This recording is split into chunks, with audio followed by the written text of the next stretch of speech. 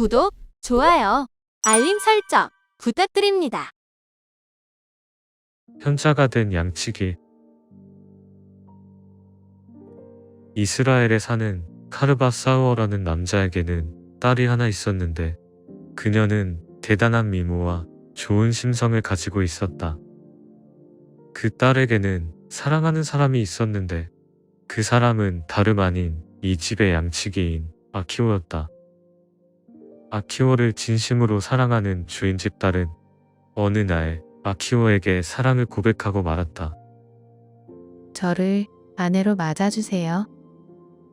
아키오 또한 그녀를 몹시 사랑하고 있었기에 이렇게 대답했다.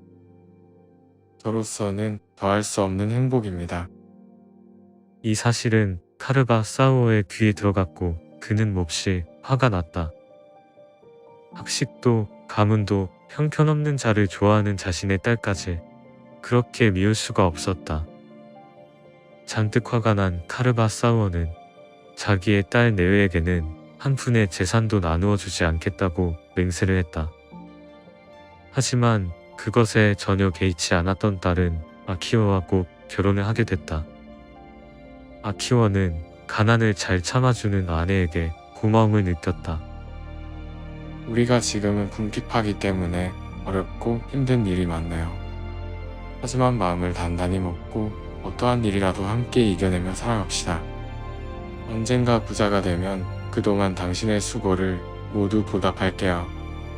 금으로 만든 머리띠를 당신에게 꼭 선물할 겁니다. 이후에도 아키오와 그의 부인은 가난한 살림이지만 많은 사람들에게 온정을 나누어 주며 착실하게 살았다. 그렇게 세월은 흘러 아키오의 나이가 40살이 된 어느 날 아키오의 부인은 그에게 물었다. 예루살렘으로 가서 성인들께 경전의 가르침을 받고 오는 것이 어떨까요? 그러자 아키오가 말했다.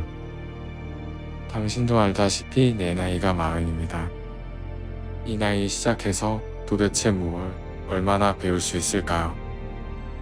가르침을 배우는 데에 나이는 상관이 없음을 왜 모르십니까? 저는 당신이 나이나 체면보다도 경전에 감춰진 깊은 뜻을 배우고 익히길 바랄 뿐입니다.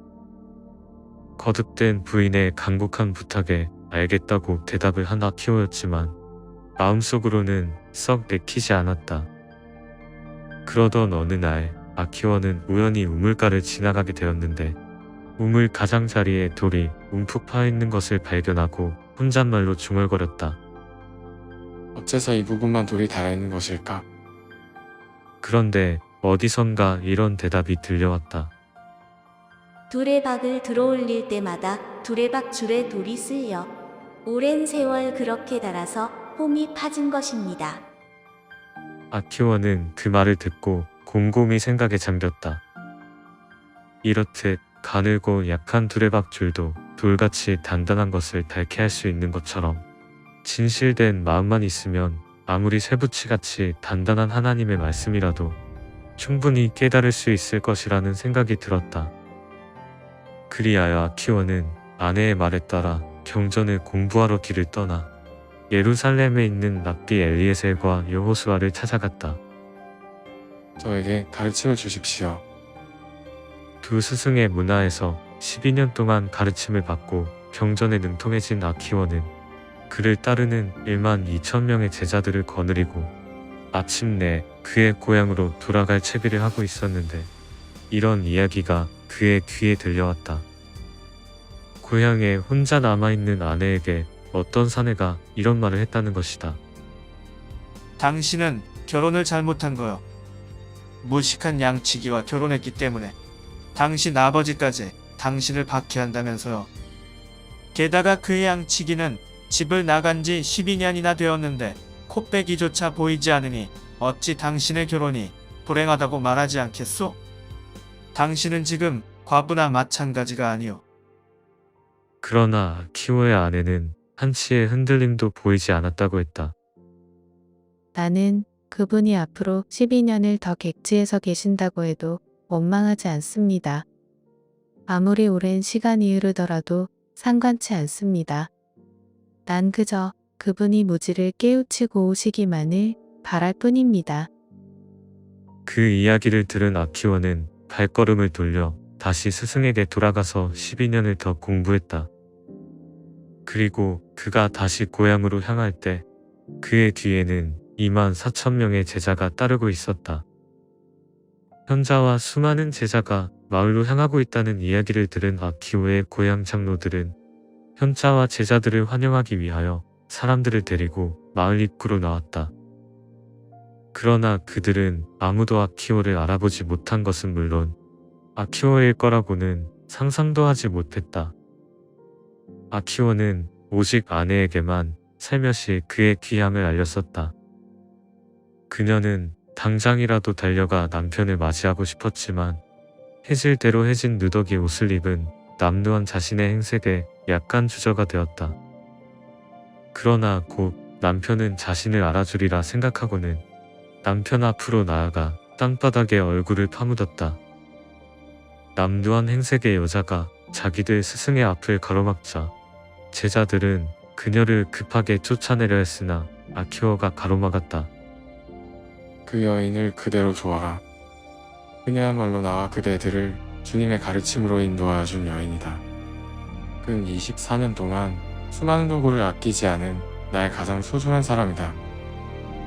한편 카르바사우어도 현자가 고을에 온다는 소문을 듣고는 서둘러 맞으러 나갔다. 고생만 하는 딸이 전부터 마음에 걸려 몹시 괴로웠던 카르바사우어는 현자를 만나 뵙고 자신이 일찍이 맹세했던 것을 취소받을 생각이었다. 아키오는 카르바사우어가 하는 이야기를 조용히 들었다.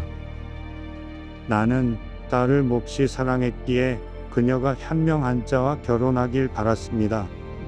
그런데 재산도 없고 무식한 양치기와 결혼을 한다고 하니 그 예뻤던 내 딸까지 미워졌습니다. 그래서 한 푼의 재산도 나누어 주지 않겠다는 그런 경솔한 맹세를 해버렸지 뭡니까?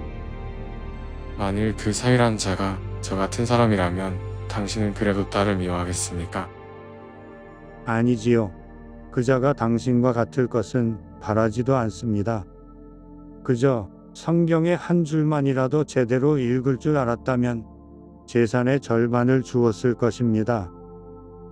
아키오는 조용히 미소 짓고는 부드럽게 말했다. 제가 바로 그 아키오입니다. 제가 바로 당신의 사위란 말씀입니다. 카르바사우어는 매우 놀라며 아키오의 얼굴을 쳐다보았다. 정말 자신의 사위임을 알아보고는 끌어안기까지 했다. 그리고 약속대로 재산의 절반을 아키오에게 나누어 주었다. 부유하게 된 랍게 아키오는 약속대로 사랑하는 아내에게 금으로 만든 머리띠를 선물하였다. 세상에서 가장 행복한 사람은 바로 지혜로운 아내를 가진 남자다.